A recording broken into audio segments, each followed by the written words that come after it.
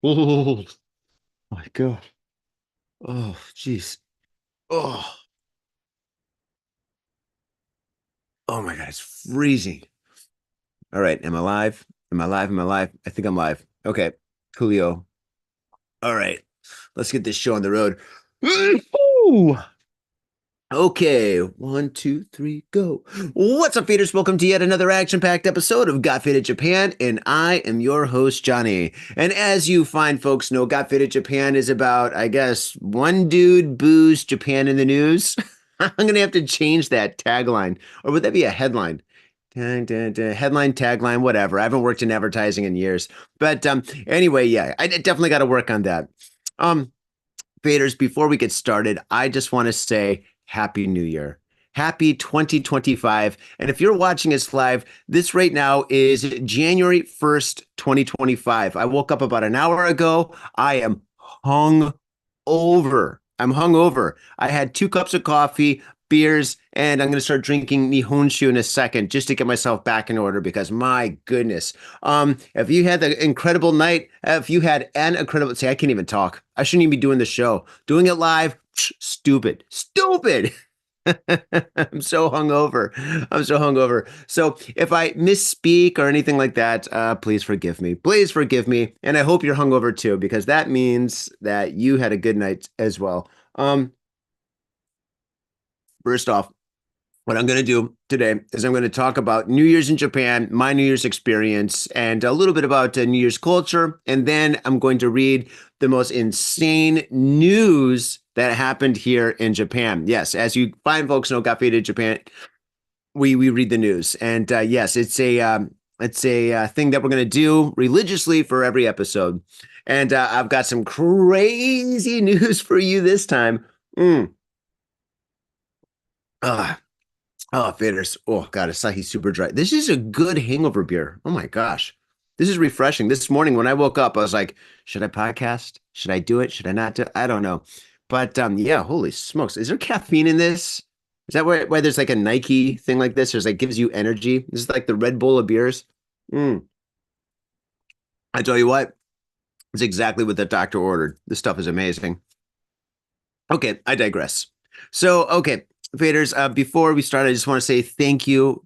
Thank you so much for 2024. You guys supported us. Some of you guys supported us on Patreon, and thank you very much for all you guys that supported us on Patreon. That really helped us out. That meant a lot. Thank you. Thank you guys for watching and liking the show. Thank you so much for just supporting us. Thank you for recognizing me a couple of times. That was kind of fun. Yeah, so guys, thank you so much for everything. It really means a lot and stuff, and it really keeps the show going. So all your hard work makes all our hard work just completely worth it. So thank you so much. Hi, kampai. Cheers. And a cheers and a hi kampai, a salute to all our fallen faders this year. And a salute, a hi kampai to all our new faders this year. Thank you. Mm, mm. Oh my God, I'm gonna kill this beer. I'm gonna kill this beer before I do this show. Oh my gosh, I'm not gonna start over. I'm doing it live, but I think if I kill this beer, this show is gonna be so much better. Mm, mm. God, Asahi Super Dry is so smooth. This is the new formula. I like the old formula better, but this one's okay. It's pretty good. It's growing on me. At first, when they changed the formula for Asahi Super Dry, at first I was pissed. I was like, "What? I love Asahi Super Dry. They're my silver bullet. Oh man!" So I was kind of biased. I didn't like the new formula, but it's just like half the time when you go out and you go to a bar or a barbecue or you're just hanging out at your friend's house, they got Asahi Super Dry, you know? And so it's the new formula is growing on me. And yeah, I gotta say though, it's very crisp, it's smooth. Mm. Ah, it's easy to chug this. I mean, it's this maybe that should be their tagline. Asahi Super Dry. If you're gonna chug a beer, why not chug us? Chug us. I think I'm still drunk from last night. Oh my God, I drank so much. I got stupid drunk last night. Oh God. Oh. Hmm. Oh my gosh. Okay. So, all right, my story. Okay.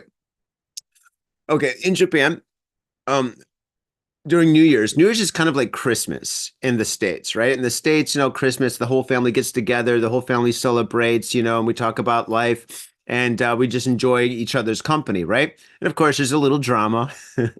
But in Japan, it's the same thing, right? But it's not in Christmas. Christmas is more for like lovers and couples and stuff.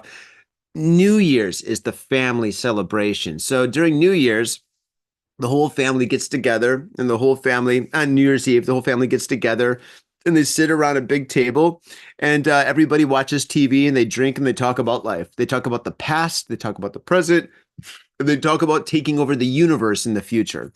And yeah, it's a great time. You get to see like the parents, the in-laws, I guess the your uncles and cousins and everybody and stuff. And it's great. And it's pretty interesting because if you're in Tokyo right now and you're like, where is everybody? Well, the thing is, a lot of people who live in Tokyo actually didn't grow up in Tokyo. They grew up in Osaka, Niigata, Okinawa, Hokkaido, Sapporo, whatever. And so during New Year's, everybody rushes to like the main train stations and takes the bullet train, aka Shinkansen, back home, right? And so if you go to Tokyo right now, you're like, oh my God, there's not that many Japanese people. Are they all inside? Yes, they are inside, but they're inside on the other side of the country. So yeah, it's pretty wild. I was in the day wait, was it New Year's Eve? The day before New Year's, I was in Shinjuku actually, and I met a friend for coffee. It was like our last coffee for the new year, right? For the end of the year. So anyway, I met my friend, and we're at a Gusto Diner, like a family restaurant. We're there, and I'm looking around, and everybody's non-Japanese. Everybody's from a different country, right? And I was like, wow, that's kind of weird. It's noon, and even the people that are working there weren't even Japanese. So I was like, this is pretty crazy. This kind of reminds me of New York. And then I went outside. And I went to like my favorite cigar shop, and yeah, while I was walking in Shinjuku around the Kabukicho area, I was like, everybody's foreign. And I got on the train and I'm on the train. I'm like, God, I feel like I'm in Brooklyn again. This is crazy. Yeah. Because everybody in Tokyo goes back home. And that's exactly what I did with my wife yesterday. Yesterday, we woke up at 4 o'clock in the morning. We went to Tokyo Station. Tokyo Station was a madhouse. It was 6 o'clock in the morning and it was packed. There's people running around and stuff. Everybody's getting their bentos. There's like a one bento shop that was open and it was a madhouse. People just running around and stuff.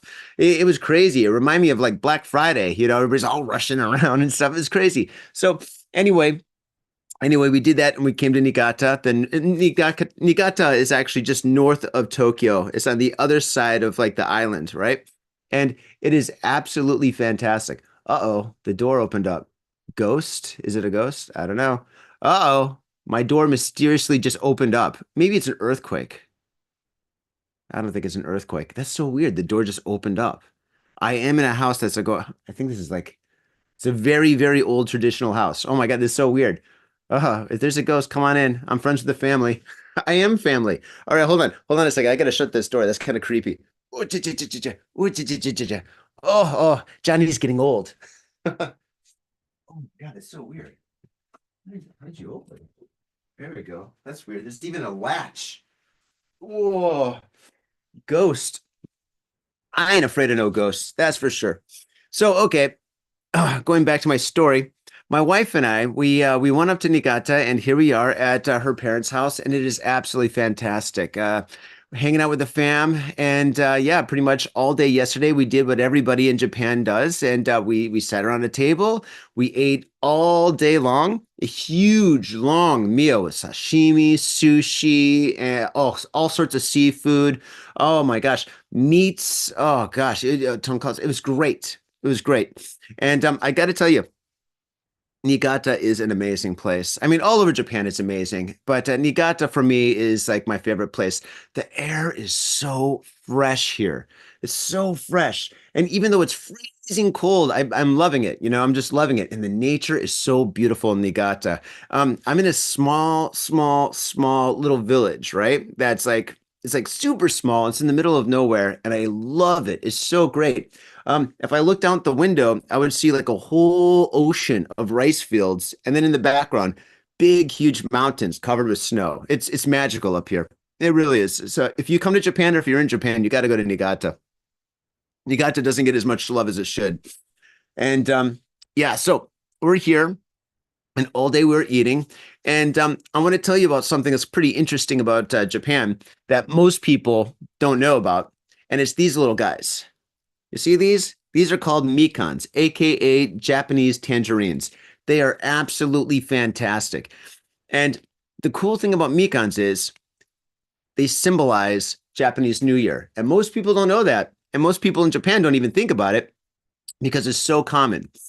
Now, in Japan, right now, on this very day, all over the country, every single family has a table, a dinner table, breakfast table, lunch table, any kind of a table, coffee table. They have a table. And on that table, there's tons of food. And depending on the region, the food is a little bit different, right? If you're in like maybe like the Fukuoka area, people are eating a lot of ramen or something. If you're in Sapporo, maybe they're eating kuni, like crab. In Niigata, it's a lot of sushi and sashimi up here. It's so fresh. But one thing that every Japanese family has in common is a basket very similar to this with mikan. Whoa! And they're trying to escape. So, in my opinion, I think the Japanese food that should be recognized for New Year's at least is the mikan. Everybody that comes to Japan, they think Japanese food is sushi and ramen. That's it. Well, that's not true. The Japanese food that is iconic, in my opinion, is the mikan, this right here. And it's because everybody sits around the table during New Year's, everybody eats a mikan, and they slowly peel the mikan, actually, before they eat, of course, and they peel it, and a lot of people peel it with one peel, right? So they don't break the pieces apart or anything like that. They just peel it in one go, which I'm going to attempt to do right now, which I just did. Holy smokes, look at this. Boom, I did it. Yeah. So anyway, everybody talks about like the past, the present, the future of the year, and everybody's enjoying each other's company, and everybody's eating mikans all over the country, every single person. And yeah, so I think mikan should be recognized as a part of the Japanese cuisine. That's what I'm saying, hands down. Boom. Oh my gosh, the mikan. I love the mikan. Mmm, mmm. It's so delicious too. Vitamins, minerals. It's amazing. Oh God. Japanese tangerines, aka mikans, are my favorite. Mm. Mm. Another thing that I love, Niigata, is dun, dun, dun, Nihonshu, aka Japanese sake. Now, Japanese sake is absolutely amazing. It's absolutely amazing. And the Nihonshu, aka sake from Niigata, is spectacular. It's spectacular. And this stuff right here, I'm not sure if it's new, but my wife's father told me, he's like, hey, Johnny, listen, you got to try this stuff. This stuff is absolutely amazing. This is a Niigata sake, and it is very popular right now. Everybody's loving it. If you don't try it and you go back to Tokyo, I mean, you just blew it. You blew it. So I'm like, okay, cool. And right now I'm going to enjoy the rest of this bottle. It is so good. And the name of this one right here in particular is called Kirinzan. Kirinzan. I'm going to put this up to the camera for you guys who are watching us on YouTube. Kirinzan. Look at that. Look at that label. It's not really traditional. It's kind of a modern label, and I dig it. And actually, I drink quite a bit of Nihonshu, aka sake, here in Japan. And the one thing that I've noticed of recent is that the labels are becoming more modernized, right? If you look right here, it's kind of cool. It shows like the mountains of Niigata and snow. It's kind of seasonal. It's kind of a seasonal little label or whatever. But when I first came to Japan, the labels were just like, just like a little sticker with like a big kanji on it. And the kanji would just say the name, It would say like, I don't know, Kamiyama, or it would say Suzuki or something or whatever, Dasai. But as of recently, they've kind of followed suit to like the new like beer IPA cans, right? So if you go to like any shop in Japan that has like an IPA can or whatever, there's like a picture of like a mountain or a picture of like a samurai, a picture of like something, right? Al Uni has a picture of a demon, right? So if you look at the new sake companies, the new sake labels, they actually have cool pictures on them, which I think are making them more attractive and more modernized. So like younger people start to drink Nihonshu, right? And I also think it's actually kind of cool because it also attracts the attention of tourists. I think a lot of tourists that come here and stuff, they want to buy sake, but they don't know which one to buy. And most people do, they do judge a book by its cover, right? I mean, I'm guilty as charged. And but the thing is, when they see like a cool label like this, like, oh, what is this? This is Nihonshu. This is sake. Okay, cool. I'll take one of these. Yeah, I think it definitely makes it more appealing for the customer. And so hats off to, I'm going to give this company a shout out one more time. Kirin Zan. And yeah, this is an absolute amazing Nihonshu. If you look at here, crystal clear, absolutely gorgeous. Okay, I'm going to give it a little smell. Oh man, this smells amazing.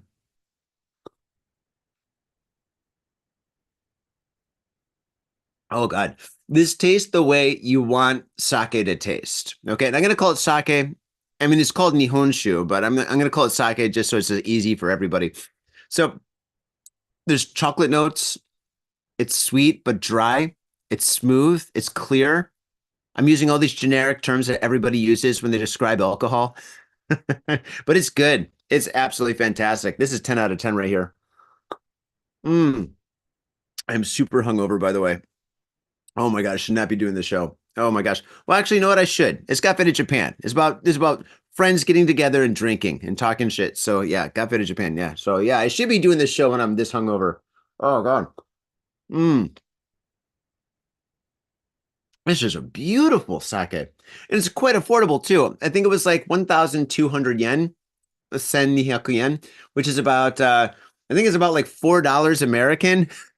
$4 for a bottle of this shit. I can't believe it. Oh God. Wait, isn't the dollar stronger now? Maybe it's even $3. It's free. It's basically free. You go to the store and you're like, ah, take my money. But it's fantastic. Oh man. So another thing that we do in Japan is on New Year's Day or New Year's Eve, the family gets together and they go to the shrine, right? The local shrine. They call it a jinja. And we go there and we take like all the old New Year's decorations from last year and we put it in a bonfire and it lights up and it's glorious. And then we go to the jinja and we throw money into like a little box and we ring a bell and we pray, right? And we pray for whatever you want. It's kind of like your time for your to say your New Year's resolution. You know, like a lot of students they pray for good grades. A lot of people pray to have like a baby or to buy a new house or to be more successful or something. It's a time for a New Year's resolution. Or a lot of people pray for like good luck or something. And it's really cool. And my family and I, we did that here in this small little village. And the shrine here, it's so old. It's so old. Like, I mean, if there was like a scary movie that was filmed in this village, that would probably be the center of the scary movie because it looks so old and creepy, but I love it. It's so traditional, so just so awesome. It's so incredible. Like modern shrines are great. I love the newer shrines. I mean, Meiji Jingu, fantastic, beautiful place. But I like the older ones, right? The older ones have all these back rooms and stuff too. And anyway, when we went to the shrine last night, I mean, we were so drunk at that point. It was like 11:30 at night, and I can't even believe. I mean, we were so drunk that we went there, and I wasn't even cold. It's freezing here in Niigata. It's like 0 degrees. It's crazy. My hands are numb. I can't even feel this glass. It's crazy. So we go to the shrine, and we go there and we put the stuff in the old stuff in the fire. The fire goes off or whatever. We go to the main shrine and we pray, and my wife's father recognized one of the I guess the superiors that was there. I guess they used to work together, so they're talking and hanging out a little bit and stuff. And then the superior guy comes up to me and is like, hey, do you want to see the back room? And I'm like, is it a secret room? He's like, yeah, it's a secret room. Like, you want to see the secret room? I'm like, yes, of course. So he takes me back to the secret room that has all these like old decorations that are like hundreds of years old.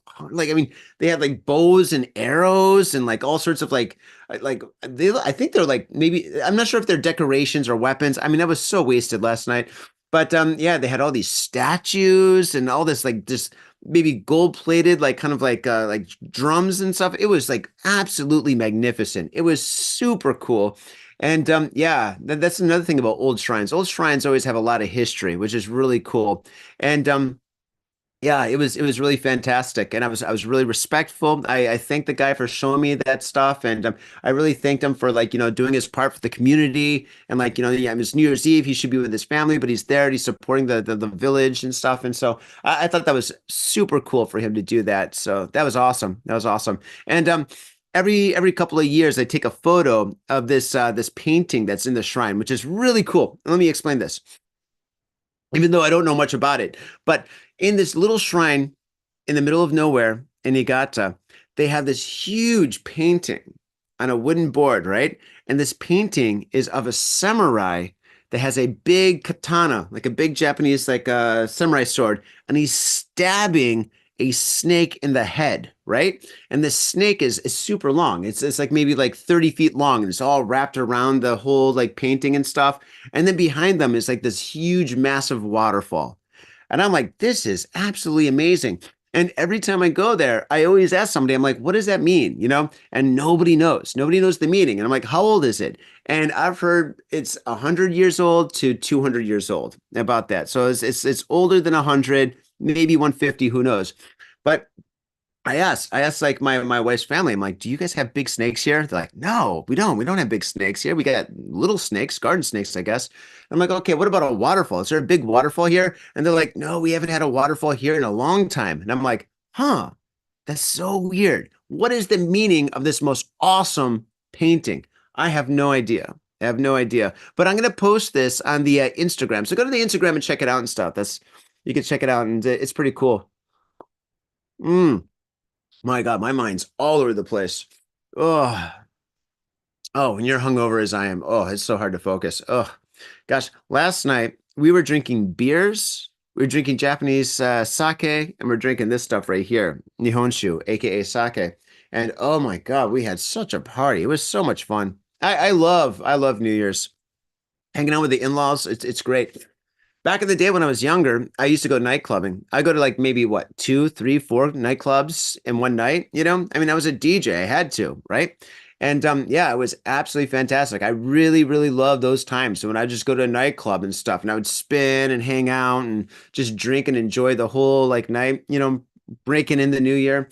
But at where I am right now in my life, hanging out with the in-laws and just like bullshitting about last year and all the dumb shit that I did. And telling all sorts of crazy stories and talking about what we're doing in the future and stuff. That's great. It's really cool. It's great hanging out with the family and stuff. I'm a changed man. My drinking habits are exactly the same though. Oh my God, we drank so much. I mean, shit. Before we went to the shrine, I did a shot of whiskey. Oh my God. Mm.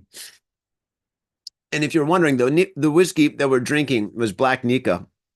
And right now, Black Nika is the go-to whiskey. The really nice, expensive whiskeys are fantastic. I mean, who doesn't love like a really good Yamazaki or maybe Ichiro's malt? I mean, we all love that stuff. But I mean, if you're gonna have a night where you're just drinking whiskey with your friends or your family and stuff, you want to get something that's more affordable. That it doesn't matter if you spilled the whole glass on the floor or something. So it's just like, yeah, we're drinking Black Nika, and I gotta say, the cheap Black Nika, even though it's cheap, it's absolutely fantastic. It's a really, really good whiskey. It's kind of like an all-around go-to whiskey. You can drink it straight on the rocks. You can mix it with stuff. It's great. Absolutely love Black Nika. I highly recommend it. Oh my God. All right. So, faders, that is my recommendations for New Year's. I recommend that you get your Mikan on, and if you can, open it with one go. See that? Look at that. This one peel. Isn't that fucking awesome? That's so dope. And I also recommend that you guys get your Nihonshu on because Nihonshu is, oh, it's so good. Good Nihonshu is good. Okay, do not buy cheap Nihonshu. All right. If it is 500 yen, it's way too cheap, which means it's not good. Spend some money and get some good Nihonshu. All right. I mean, if you're using American dollars, it is about $2. So, but I mean, in Japanese yen, I spend like at least like 1,000, 1,500, which is still pretty cheap. Nihonshu is pretty affordable. But this one right here, once again, I'm going to put it up to the camera for you guys watching us on YouTube. By the way, for all you podcast lovers, we are on YouTube. And this right here is Kirin Zan. Kirin Zan. It is absolutely fantastic. Get your hands on this. It is good. So those are the two things that I can introduce you guys to, I guess, New Year's in Japan.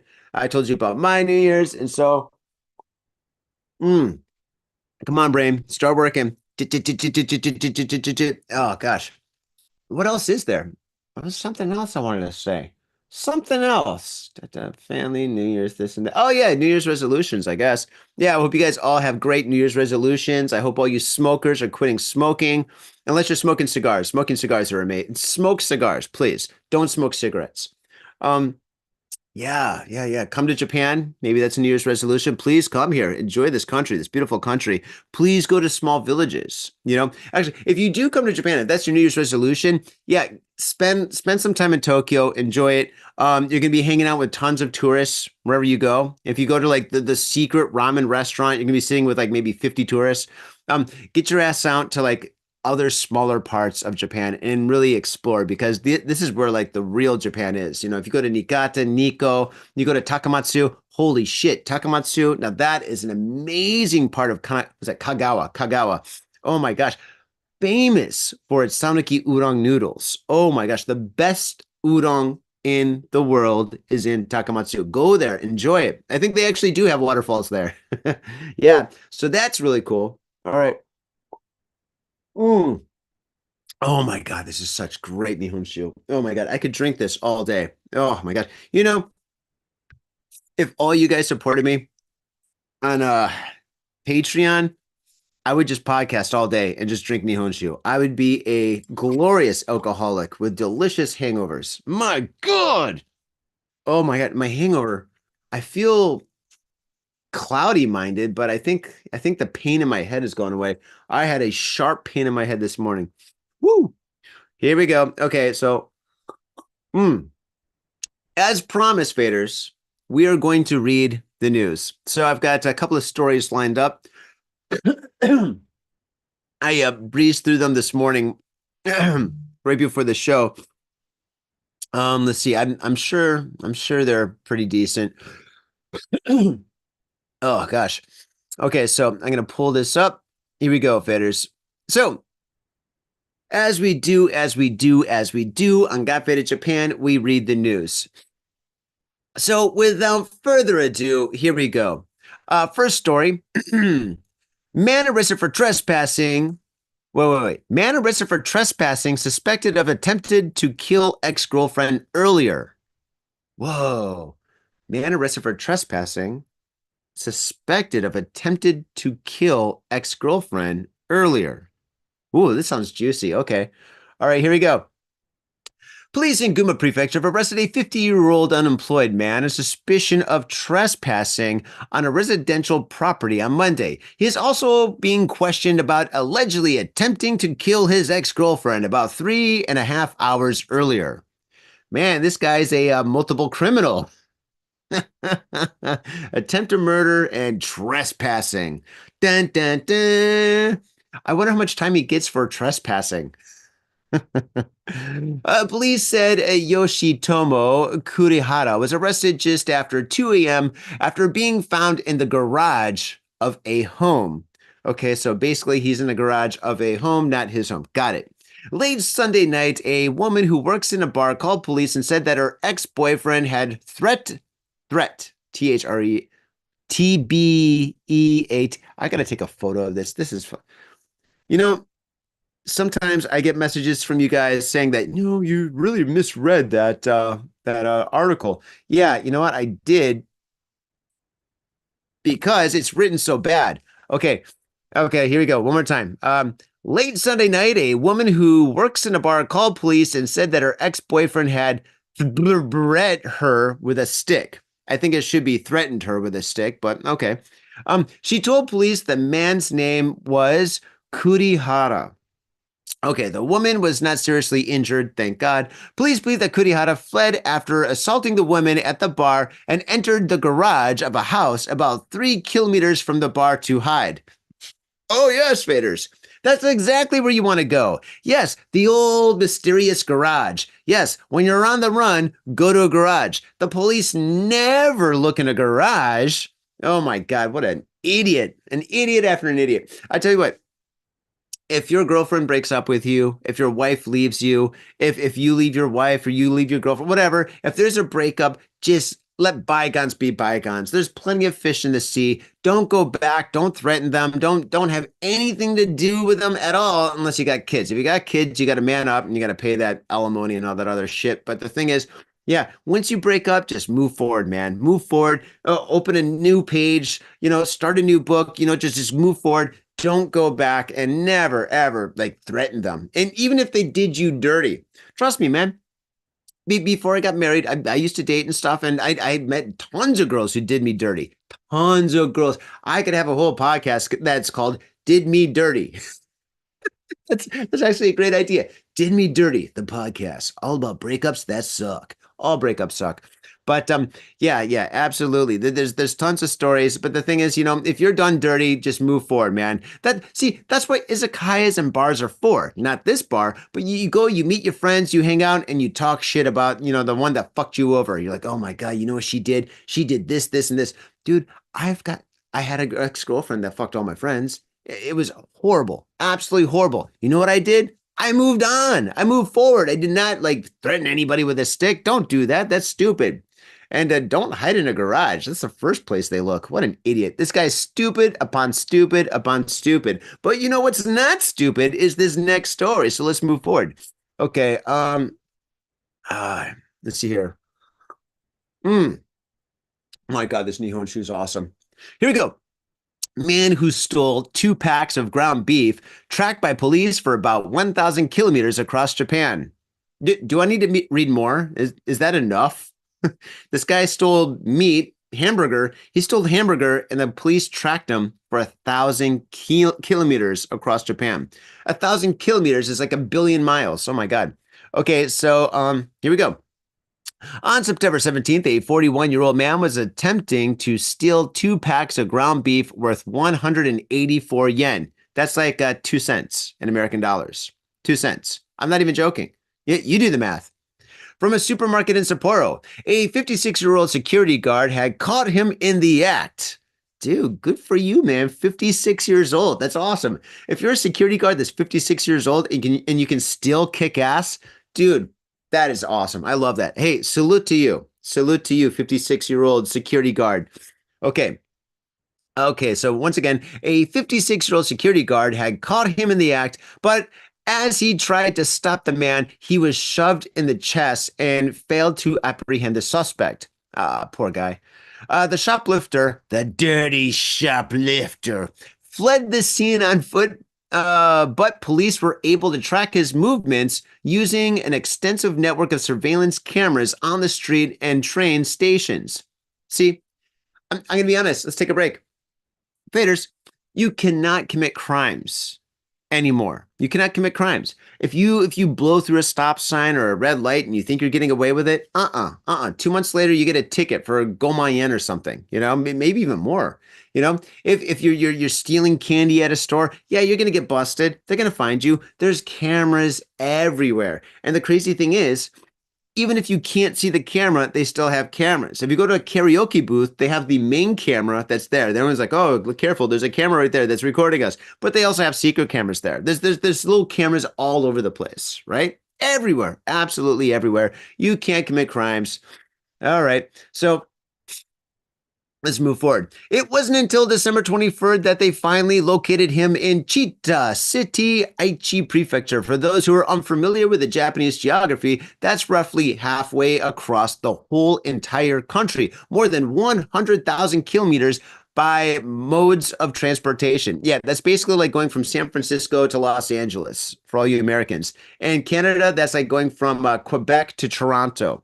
In Germany, that's like going from Germany to Italy, I guess. I have no idea. Sorry to all our European listeners. I'm very bad with European. Actually, I'm pretty good with European geography, to be honest. But yeah. Upon the suspect's arrest, he denied charges and claimed that he had no money for the incident. Huh. Hopefully it will come to him eventually, because under the news online are completely baffled to why he would steal a pack of meat when he seemingly had the funds to travel so far. That's a good point. That's a great point. This guy had no money for ground beef, but he could travel across the country. Yo, my wife and I, we traveled from Tokyo to Niigata, and we paid a lot of money for these tickets. We paid a lot of money for these tickets because you have to reserve a ticket. If you don't reserve a ticket, you're like squished together like sardines for like 4 hours, no, 2.5 hours. But yeah, so this guy had a lot of money for him to travel from one part of the country to the other part of the country. I don't think but did he steal it? Maybe he did. Maybe he didn't. I don't know. Maybe it was some kind of a mistake or something. Maybe this is like one of those mistakes where maybe he walked through the door and he's like, oh shit, maybe I got to return these. And the security guard's like, hey, shoplifter. And he's like, no, I was just going to go return to the store and pay for these. I didn't realize, I've got all these groceries, I bought all these Mekons, So maybe that's a situation. Who knows? All right. So I don't know. We'll see what happens. Here's another story. Okay.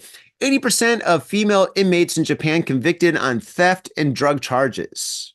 Jeez. Okay. All right. I'm not going to read more. That's pretty much the whole article. I'm not going to read like 6 paragraphs for that. So there you go. Oh, yeah. This is big news. Okay. Earlier this year, Tom and I covered this story. And yeah, so here's the aftermath. So yes, we do follow up on the stories when we can. I'm going to follow up on this Nihonshu. This sake is amazing. Here we go.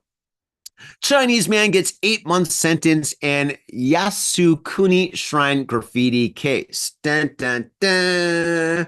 Oh, by the way, graffiti is on a rise in Tokyo. Even in my maybe I said this before. I must have said this before, but graffiti, there's a lot of people that do graffiti around the world that are coming to Japan and making their mark in Tokyo. And yeah, it's getting heinous.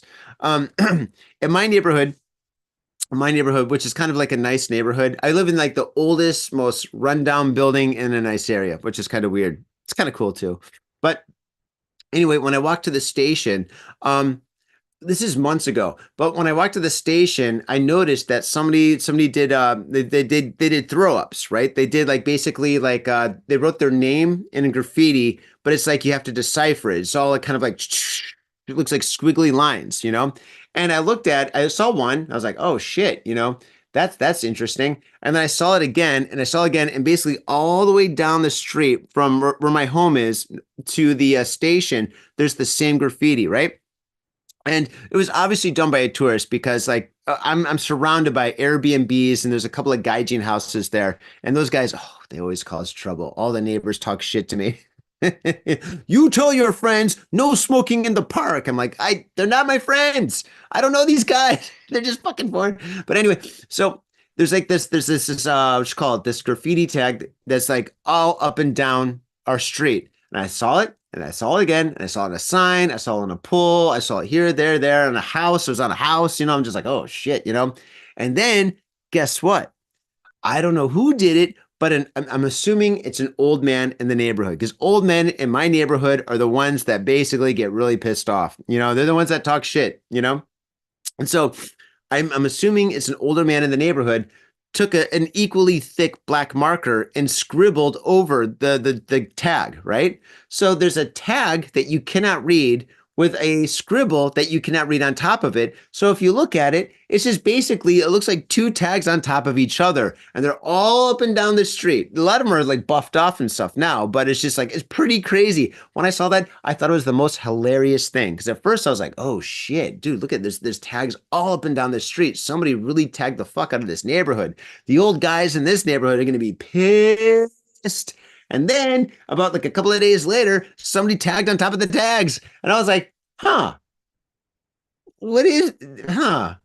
is it better to just clean it? Is it? Maybe, I guess, I don't know. That's weird. That's weird. Yeah, it is easier. It's not easier to clean it, but it pisses off the tagger. But the thing is, the taggers that only, the tourists that only in my neighborhood for like a couple of days and then they leave. So I don't know. It's weird. But anyway, here we go. Once again, I super digress. It's because I'm hungover. Whatever. I don't apologize for anything, by the way. It's a free podcast. Unless you support us on Patreon. If you support us on Patreon, hey, I'm sorry. Here we go. Chinese man gets 8 months sentence and Yasukuni Shrine graffiti case.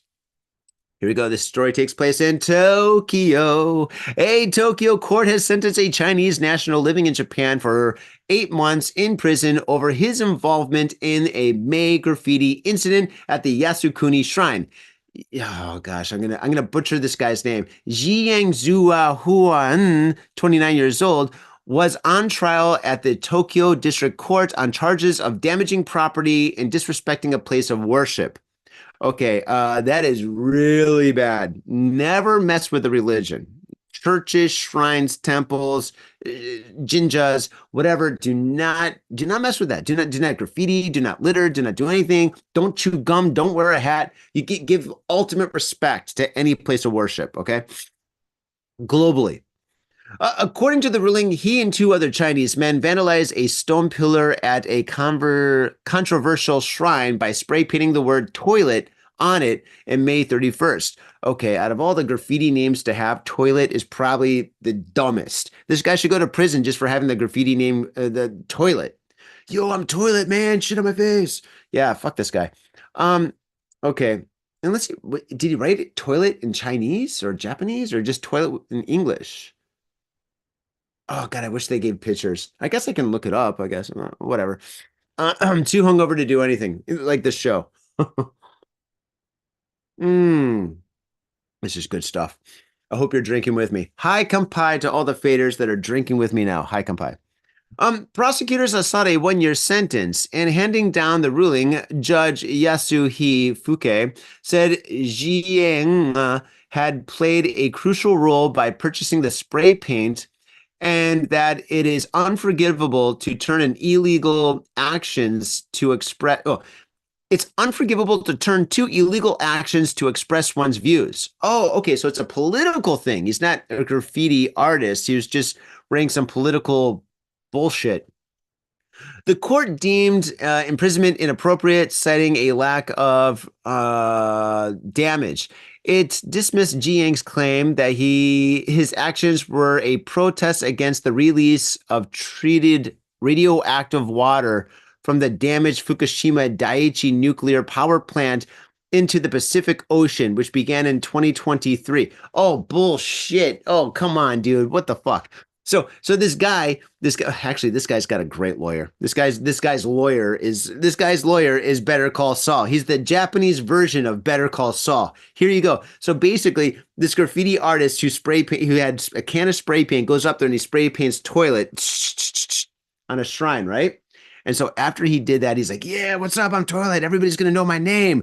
And then he gets caught, and he's like, "Oh shit, I did it for political actions." And the political actions is, I am very, very disappointed with Fukushima and how the nuclear radiation was. You know what? Oh my God, that is fucking genius. He's got a good lawyer. Find out who this guy's lawyer is and hire him for anything you got. Dude, hire this lawyer for anything. Oh my gosh. All right. All right. I can hear my in-laws getting a little bit noisy over there, which means they started to drink. I'm sure you could hear that too, which means faders, I am going to have to say sayonara. It's the first day of the whole new year, and I wanted to just say hello to you guys. I wanted to say thank you to all you guys. I am going to do a high kampai with you guys. Thank you so much for 2024. You guys were incredible. I hope you guys really enjoyed the show. In the future, I'm going to be doing a lot more solo shows. Tom is busy working in construction at night, and in the morning he's taking care of his son, so it's kind of hard for us to do the show.